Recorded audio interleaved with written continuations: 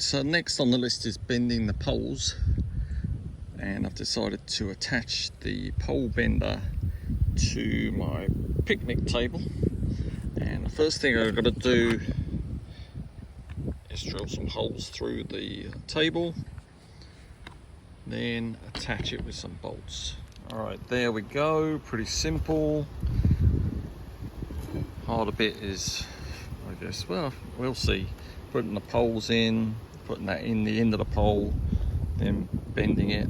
Alright, so the reason I chose to use this picnic table because it's a flat surface, so when I put the pole on there, it's not going to flex, hopefully side to side, so we can get a truer curve on the pole. But yep, next is to bend the pole. So I've marked from the swaged end, I guess some Americans may say swaged, I'll say swaged, but this indented end is 9 inches, then 18 inches thereafter, and then at the very end stop 9 inches from that end too. The reason is this has to be, when this goes inside the ground post, and it needs to be straight. Alright, I've marked it 9 inches from this swaged end. That's the sort of male end. And line that up there with this. And then 18 inches thereafter. And then there's going to be 3 poles that join together. And on the third one, we won't go past 9 inches from the end. But now I'm just going to bend these back and get a nice curve. Alright, I've noticed that the pole is dipping down that end, so I've been trying to keep it straight, but I'm going to have to put some sort of boards in here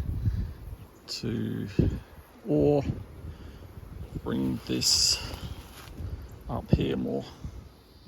I'll turn this around. I don't think it makes any difference. I probably should have re-drilled it and brought it up here, but I've got this old dog cage and some wood, and that's going to stop it from dipping down.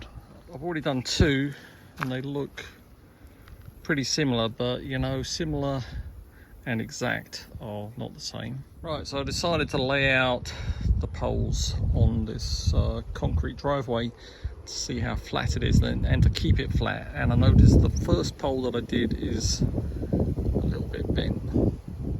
But we can adjust that probably when I put it in the ground post. But anyway, for now, try and keep it as flat as I can, and I've got to connect them together.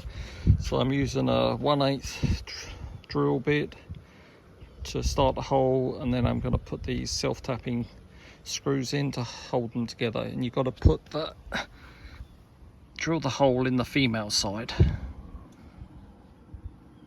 That's it for the day. I'm pooped, but it's pretty hard putting these up by myself, but obviously not impossible. There you see I got 2 complete hoops up, and they can still be adjusted because they haven't been